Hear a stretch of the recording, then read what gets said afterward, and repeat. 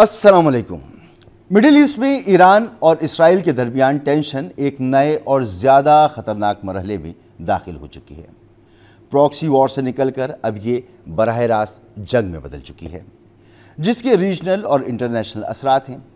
इस सूरत हाल को समझने के लिए दोनों फरीक़ैन के फ़ौजी ताकतों और इनकी कमज़ोरियों का गहराई से एक ईमानदाराना जायज़ा लेते हैं।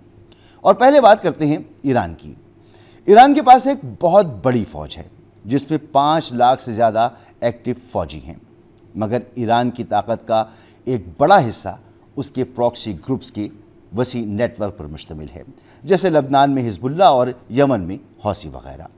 मगर गुज़िश्ता 2 सालों में ईरानी प्रॉक्सीज़ पर इसराइल ने मुसलसल हमले किए हैं, जिसकी वजह से अब ये कुछ कमज़ोर हो चुकी हैं। मगर ईरान ने मिसाइल और ड्रोन टेक्नोलॉजी में हैरत अंगेज़ तरक्की हासिल की है। इसके पास 2000 किलोमीटर तक की रेंज वाले बैलिस्टिक मिसाइल हैं जो इसराइल तक पहुंच सकते हैं और उसे निशाना बना सकते हैं, जैसे खुरमशहर 4 और कादिर वगैरह।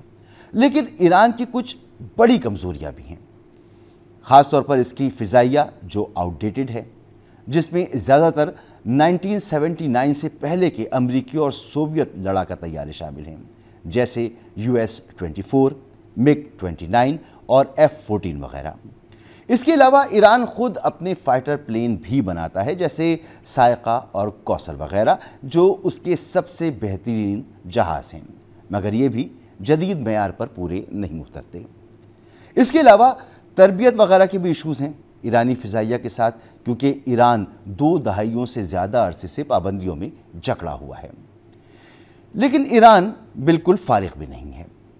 उसके ड्रोन्स, ख़ासकर शाही ड्रोन्स, जो हाल ही में रूस ने ईरान से ख़रीदे और यूक्रेन की जंग में इस्तेमाल भी कर रहा है, ये बहुत अहम है। ईरान के मिसाइल, जिनकी एक बड़ी रेंज ईरान के पास है, यही ईरान की असल ताकत है, जिस पर ईरान का हमें भरपूर इन्हिसार नज़र आता है। और अब बात करते हैं इसराइल की। इसराइल के पास एक छोटी लेकिन इंतहाई तरबियत याफ्ता और मॉडर्न फ़ौज है, जिसमें तकरीबन 1,70,000 एक्टिव फ़ौजी शामिल हैं। 4,65,000 रिज़र्व फोर्सेस हैं।